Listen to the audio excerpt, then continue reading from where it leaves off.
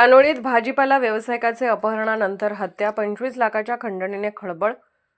दानोळी तालुका शिरोळ येथील भाजीपाला व्यावसायिक भरतेश राजगोंडा टोपगोंडा वय 40 याचे सोमवारी 13 एप्रिल रोजी रात्री अपहरण करून खून करण्यात आल्याची प्राथमिक माहिती समोर आली आहे।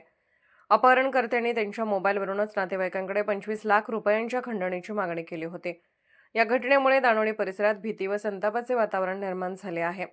मिळालेल्या माहितीनुसार सोमवारी रात्री सुमारे 9 वाजण्याच्या सुमारास भरतेश यांचे अपहरण करण्यात आले। त्यानंतर त्यांच्या मोबाईलवरून चुलत भावाला फोन करून 25 लाख रुपयांची मागणी करण्यात आली। अपहरणकर्त्यांनी सांगितलेल्या ठिकाणी भरतेश यांचा भाऊ महावीर व त्यांचे 2 मित्र पोहोचले, मात्र अपहरणकर्त्यांनी वारंवार ठिकाण बदलण्यास सांगितले।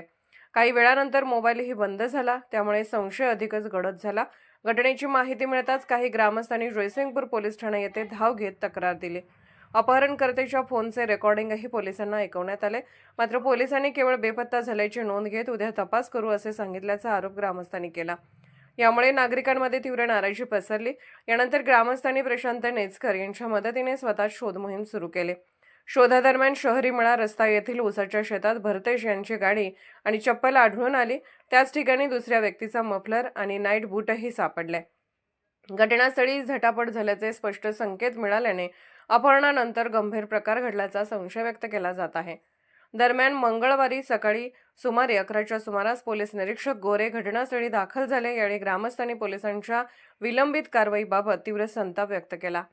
वेळीच तपास सुरू झाला असता तर भरतेश यांचा जीव वाचला असता अशी भावना नातेवाईकांनी व्यक्त केली। या घटनेमुळे पोलिसांच्या कार्यक्षमतेवर प्रश्नचिन्ह उपस्थित झाले असून संबंधित अपहरणकर्त्याचा तातडीने शोध घेण्याची मागणी ग्रामस्थांकडून होत आहे। Bureau report SR News 24 Danoli.